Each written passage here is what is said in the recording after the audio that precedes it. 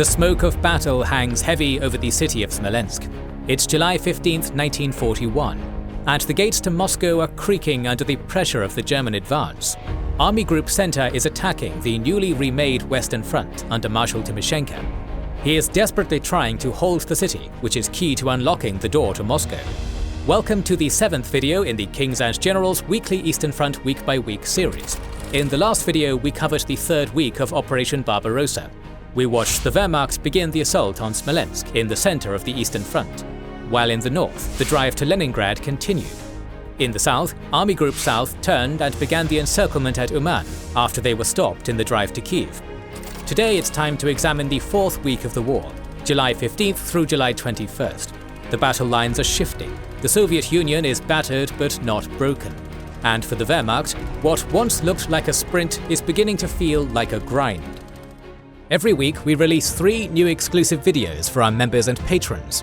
The Pacific War, the Eastern Front of World War II Prelude, and many other series, including the War of Spanish Succession, Punic Wars, Iberian Reconquista, Russian Revolution and Civil War, North African and Italian campaigns of World War II, and much more. It has been long overdue, but we have finally created a YouTube channel exclusively for our Kings and Generals podcasts. Please go and check out Kings and Generals podcast, home to the Pacific War Week by Week podcast and the Fall and Rise of China podcast, link in the description and pinned comment. To see those, as well as get access to our exclusive Discord, see our schedule, and get early access to all videos, join the ranks of our patrons and YouTube members via the links in the description and pinned comment. Thanks to our supporters for allowing us to continue doing our dream job.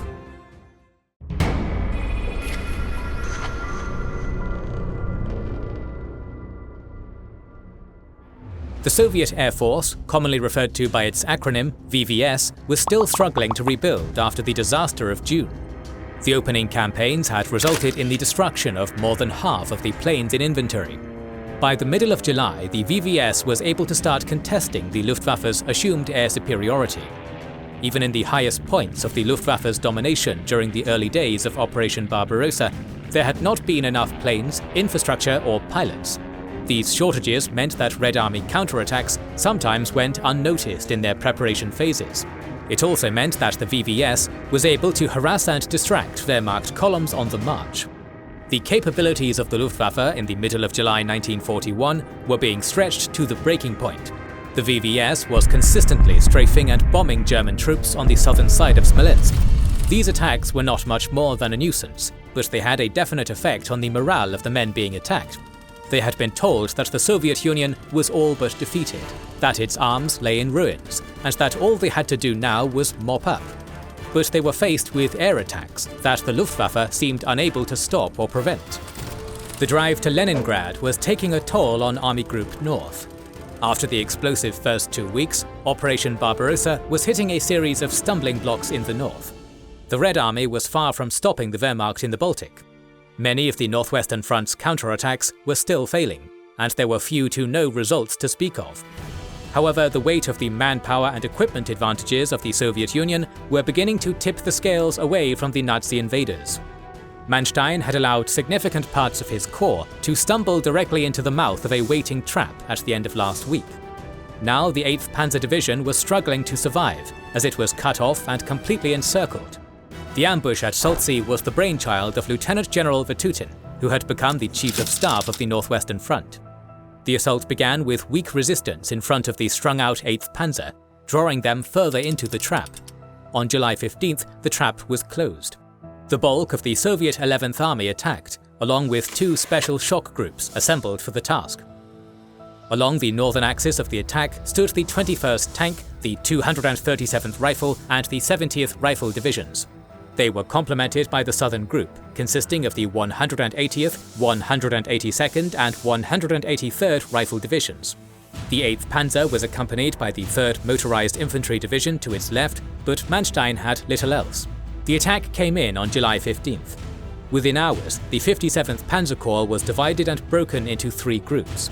The first contained most of the 8th Panzers. The second contained the 3rd Motorized Infantry. The third was outside of the encirclement and contained the remnants of the 56th Panzer Corps. Vatutin had planned his trap well and ensured that he had local air superiority and a definite artillery advantage.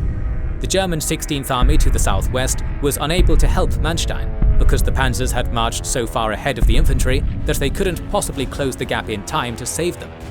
Even had they been in a better position to assist, Vatutin had planned for this eventuality. He had ordered the Soviet 27th Army to attack Colonel General Bruch's infantrymen, so that there was no chance of relief from them. Manstein had not been able to fix the situation alone. He appealed to Hauptner for assistance after the first day. The Panzer Group commander redirected the SS Totenkopf division and some other elements to save Manstein's corps. The fighting raged until dying off on the third day. On the dawn of the 19th of July, it was clear that Vatutin's trap had failed. His men could not hold the encirclement. The Wehrmacht had managed to pull its men back from the positions at Soltsy, but it had cost them dearly. The 8th Panzer Division had 150 operational tanks on the morning of the 15th. On the 19th, they were down to approximately 80. The Soviet losses from this operation are unknown, but it was not easy going. The units involved stayed on the line, but were hard pressed. Although Vatutin failed to destroy the 8th Panzer completely, as far as the early battles go, the attempted encirclement at Soltsy was a victory. Unfortunately for him, his commanders were still unable to coordinate attacks properly, and their small unit tactics still left much to be desired. However, they had blunted the edge of the 56th Panzer Corps critically. It would take a long time for the 4th Panzer Group to recover its losses. They proved critically short of panzers in the coming days and weeks as they inched closer to Leningrad. Army Group North lost 4 complete days of summer weather as operations essentially came to a standstill, as Lieb and Hauptner attempted to pull Manstein's corps out of the fire. Further building the case for viewing Vatutin's attack as a victory, Army Group North ceased all major operations in the direction of Leningrad for about 3 weeks. The left flank in Estonia needed to be secured, and the right hand of Hauptner's Panzer Group was in disarray after the battle at Soltsy. Operations in Finland up to this point in the series have mostly been left out. This was due to space issues and a desire to focus on the most important actions of Operation Barbarossa, which occurred in the Western Soviet Union. We take our first significant look at this front this week.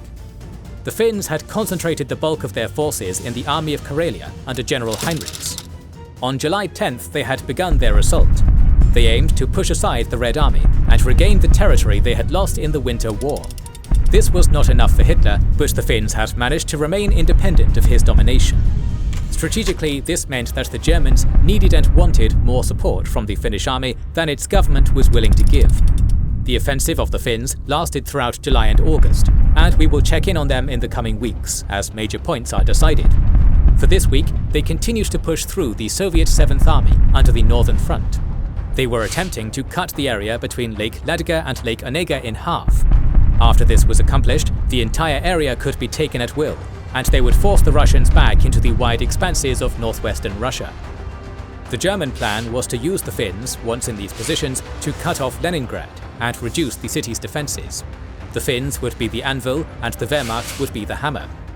As the weeks wore on, this relatively simple plan encountered severe issues. Not least of these was the marshy terrain that prevented mobile operations on the scale the Germans desired. Panzer Group 4 was already experiencing this around Soltsy. The Finns never seemed to agree with the Germans about how much effort was required on their part. These disagreements, when combined with the terrain, the resistance of the Red Army, and the seasonal limitations, proved to be deciding factors in the long run. Around Smolensk, Timoshenko was desperately trying to hold back the tide of Hot and Guderian's panzers as they drove further east. The wave of panzers brought with it an encirclement to rival any in history. The Western Front was being swallowed whole, just as it had been at Minsk and Bialystok. On July 15th, General Lemelson's 47th Panzer Corps stormed into the southern reaches of Smolensk proper. The division was reinforced by a strong combination of Stugs, Flammenpanzers and Nebelwerfers. They spent the entirety of the day clearing out the city south of the Dnipro River. In the early hours of the 16th, 2 regiments crossed the river and began assaulting through the rest of the city. Newly promoted Lieutenant General Rokossovsky had taken command of the fresh 19th Army the day before.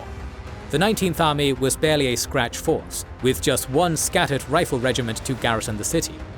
Boltenstern's men worked through the city, attacking, surrounding and defeating Rokossovsky's men in detail. By 2300 hours, resistance had collapsed. As at Minsk, the Wehrmacht had taken a large city with nimble motorized units before the Soviets could manage to respond. The city had fallen, but the Soviet Union's Smolensk debacle was not over yet. On the 17th, Field Marshal Bock could survey the battlefield and feel some well-placed pride. In less than 4 weeks, Army Group Center had managed its second historically large encirclement. He had now directed 2 of the largest battles the world had ever seen, and at incredibly low losses to his forces. Most of Timoshenko's Western Front was destroyed or encircled. The 16th, 19th and 20th armies were in the pocket. The only thing left to be decided was whether the Wehrmacht would be strong enough at the tip of the spear to prevent significant leakage from this pocket. They had not been at Minsk. That had led to severe recriminations and arguments between the OKH, Hitler and the field commanders. Bock was determined not to allow this to happen again. However, there were several obstacles to this goal. One of the most significant was the bypassed city of Mogilev to the southwest of Smolensk. In the fortress itself and the surrounding countryside were something like 100,000 Soviet soldiers.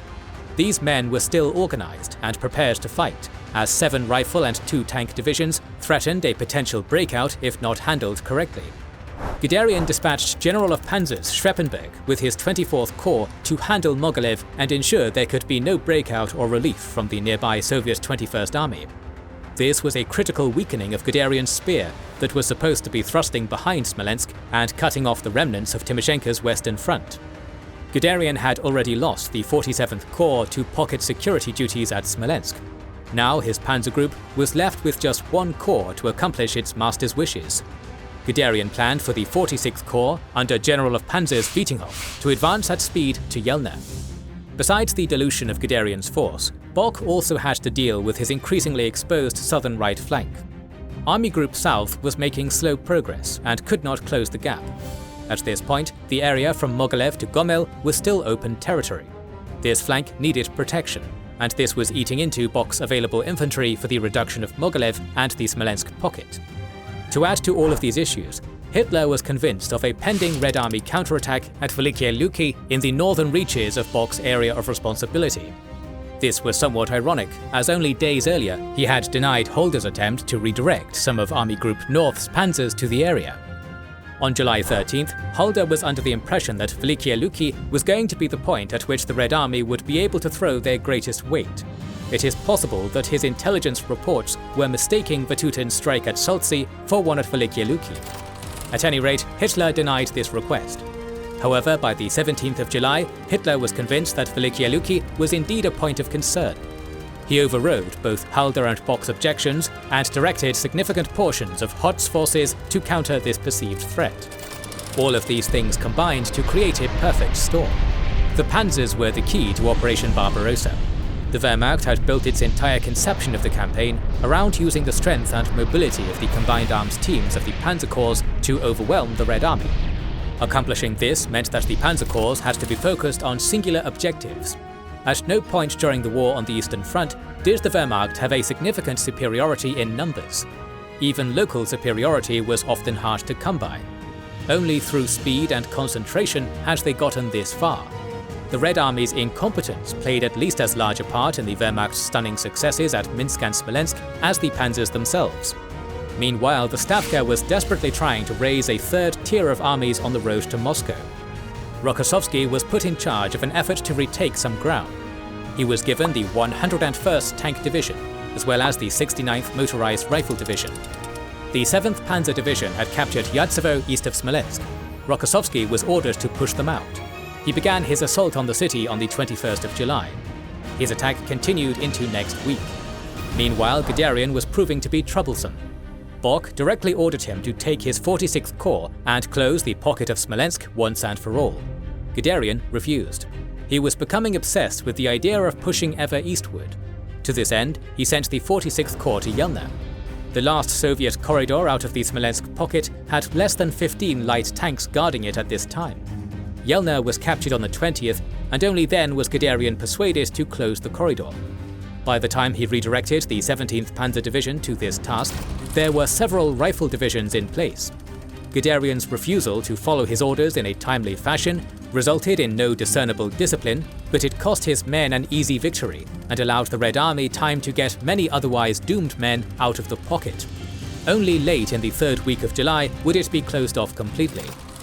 In Ukraine, Army Group South had its hands full with a major encirclement battle of its own. This was centered around Uman and became known as the Uman Pocket. Inside this pocket, on July 15th, Marshal of the Soviet Union Vatutin arrived in the theatre to take direct command of the southern and southwestern fronts. His first decision was to abandon the Dniester defensive line. He wanted to build a defense around the city of Uman in order to cover a perceived gap in his lines between Kiev and the Dniester River. Unfortunately, this accomplished the opposite. He shuffled armies around the area and placed them into positions without concern for their command responsibilities to his nominal subordinates. Kleist had already started deploying his men in a southern hook after they had been turned back in front of Kiev last week. In the center-right, the 11th and 16th Panzer Divisions pushed the disheveled 6th Army back rapidly towards Uman. As the Soviets retreated, a gap opened in the lines. Kleist was quick to recognize this and rushed the 9th Panzer Division into the gap. The encirclement was forming. On the 21st of July, the 6th Army managed a last-ditch armoured counterattack at Monastrice. This was a delaying action, nothing more, but it continued just long enough for the remnants of the 6th Army's infantry to retreat to Uman. This had the effect of deepening the pocket. The fighting continued in the area for the rest of the week, and continued until well into August. The fate of the 6th and 12th Armies was not sealed yet, but the outlook was not great as the third week of July closed. As the third week of July closed, the situation across the front was bleak for the Soviet Union. Smolensk, the key to Moscow and the heart of the USSR, was in German hands. Worse still, it had been taken with little resistance. Like Minsk, it had fallen to relatively small panzer units on a dash. In front of Smolensk, 3 field armies were trapped, with little hope of avoiding destruction. The Western Front was essentially destroyed for the second time in less than a month. There was a bright spot with Vatutin's near destruction of a panzer division at Soltsy, but even this was only partial, as the panzers escaped. In the south, Kiev had been defended. However, large parts of the southern and southwestern fronts were now facing the prospect of an encirclement at Uman. Despite these victories, the Wehrmacht was starting to show significant signs of the wear and tear the campaign was inflicting on the field armies. We will go into more detail on this next week, as we conclude the month of July. But suffice it to say here that the Wehrmacht after Smolensk was not in peak condition. There had not been serious operational consequences for this yet. Yet the time was coming when the condition of the field forces would prove critical to Operation Barbarossa's chances for success. Next week, we will continue the week-by-week account of the entire war on the Eastern Front. From July 1941 to May of 1945, we will track the war's progress. Stay tuned, and remember, this is just the beginning of the weekly Eastern Front of World War II series. Don't forget to subscribe, comment and share this video, it helps immensely. We have started releasing weekly Patreon and YouTube member exclusive content. Consider joining their ranks via the link in the description or button under the video to watch these weekly videos, learn about our schedule, get early access to our videos, access our private Discord, and much more.